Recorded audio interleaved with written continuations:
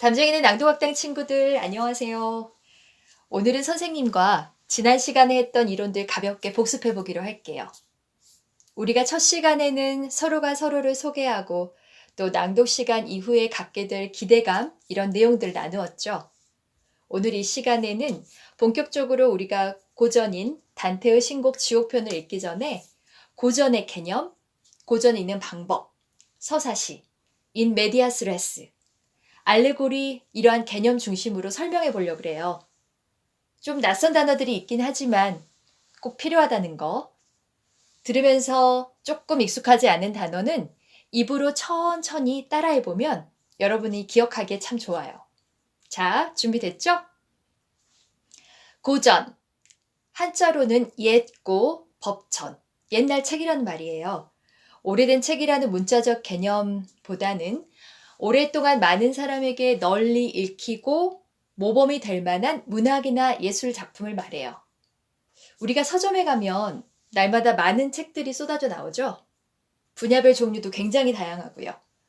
그런데 이 책들 중에서 몇백 년 이상 또 천년 이상 된 책이 지금 이 순간에도 출간되고 있다면 그것은 그 책의 가치가 시대를 거슬러 시간을 거슬러 독자에게 공감도 되고 의미도 있고 영향을 주고 있다는 거예요. 그리고 이런 책을 바로 고전, 클래식이라고 말하죠. 그림이 있는 옛 이야기 그리스 로마 신화라는 책을 쓴 분이 계세요. 서양 고전학자 강대진 선생님이신데요. 고전에 관해 이렇게 말씀하셨어요. 제가 보니까 그리스 로마 신화 9쪽을 한번 봐볼게요. 읽어드릴게요. 고전들은 읽기 어렵다. 이렇게 어려운 것은 우리가 고전 작가와 소통하지 못하기 때문이다. 우리가 그 작가가 알고 있는 것을 알지 못한다는 뜻이다.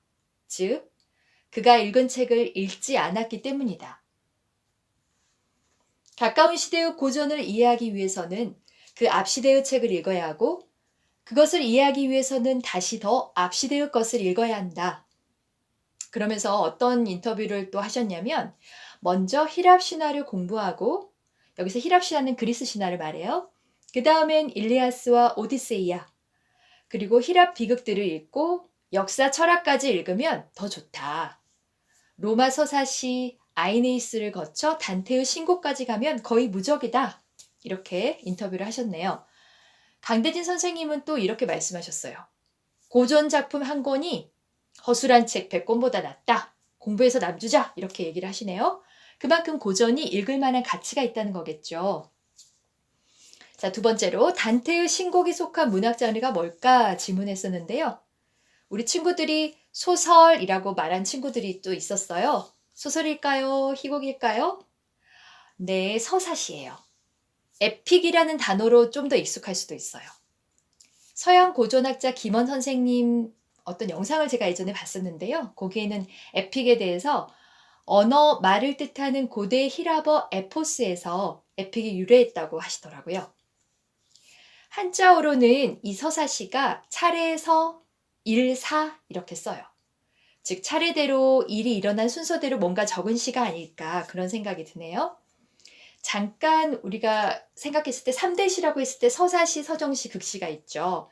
서사시는 차례대로 뭔가 일이 일어난 순서대로 썼다면 역사적인 내용을 담았다면 서정시는 한자로 살펴보니까 풀서, 감정정이라고 해서 감정을 푸는 시예요. 여러분의 안에 있는 감정들을 자유롭게 풀어놓는 시, 서정시. 그리고 마지막으로 극시라고 했을 때 한자어로 심할 극, 혹독할 극이란 뜻이죠. 뭐 영어로 조금 굴려보자면 dramatic verse. 네, 굉장히 드라마틱하다. 우리 이런 말 쓰잖아요. 네, 이런 장르의 시를 또 극시라고 해요. 네, 그 다음에 우리가 또 알아볼 단어는 in medias res라는 단어인데요. 요거는 제가 어떻게 알았냐면 안정진 선생님이 쓴 서양 고전 읽기 특강이라는 책이 있어요. 그 책 안에 있는 그런 내용인데요. 이 메디아스가 라틴어에서 나온 것 같아요. 보니까 메디우스라는 게 이제 뭐 가운데 이런 라틴어인데요. 여기서 파생된 단어인데요. 레스라는 거는 요것도 라틴어인데 뭐 일, 띵이라는 의미죠. 그러니까 뭐 사건, 일, 이거의 가운데라는 뜻이죠. 즉 사건의 일의 핵심만 뽑아서 서술했다. 사건의 가운데, 사물의 가운데, 네, 이런 의미이겠죠. 즉 이 in medias res라는 개념은 지금 우리가 읽게 될 단테의 신곡 지옥편이 원래는 지옥, 연옥, 천국 이런 그 단테가 7일 동안 여행한 여정을 담은 거예요. 실은 책이 3권 분량이 짧지가 않거든요. 그런데 단 7일간 6일 동안 3일은 지옥, 3일은 연옥, 마지막 하루는 천국 이렇게 뭐 천국은 이제 쉼을 상징하겠죠. 근데 이런 7일간의 여정, 이 짧은 날이면 짧은 날인데 이 안에 어떤 핵심적인 사건들, 이런 걸 기술한 표현이라고 해야 되겠죠. 그래서 우리가 이 단테 신곡 외에도 다른 서사시도 찾아볼 수 있지 않을까 싶어요. 네, 마지막으로 알레고리의 개념을 좀 살펴볼게요. 안전징 선생님은 알레고리를 이해하는 것이 이 단테의 신곡을 이해하는 열쇠다라고 얘기를 하거든요. 이 서양 고전읽기 특강 책의 311쪽에 나와 있는데 제가 좀 읽어볼게요. 들어보세요.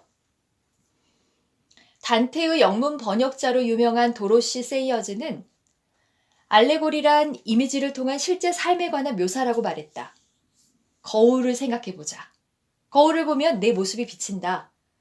하지만 내가 아니라고 누가 부인할 수 있는가? 거울 밖에 나와 거울 안에 나는 실제로 존재한다. 둘 다 실제이다. 현실과 알레고리의 관계는 실제의 나와 거울 속의 나와 같다. 단테에게 현실은 피렌체에서 이루어지는 복잡한 정치적 삶이다. 그의 작품은 그것을 비추는 거울과 같다. 이 작품의 전체 서사는 알레고리다. 이렇게 얘기를 해요.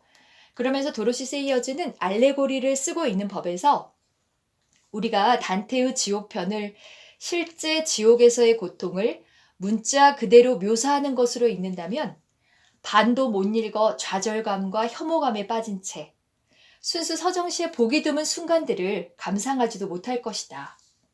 반면에 그것을 1차적으로 인간 정신의 깊은 곳에 잠복해 있는 끝없는 악의 가능성을 탐구하는 시도로 본다면 거기서 의외로 인간의 상황에 대한 적절한 묘사와 마음에 거슬릴 정도로 날카로운 통찰력을 발견하게 될 것이다. 이렇게 얘기를 하죠.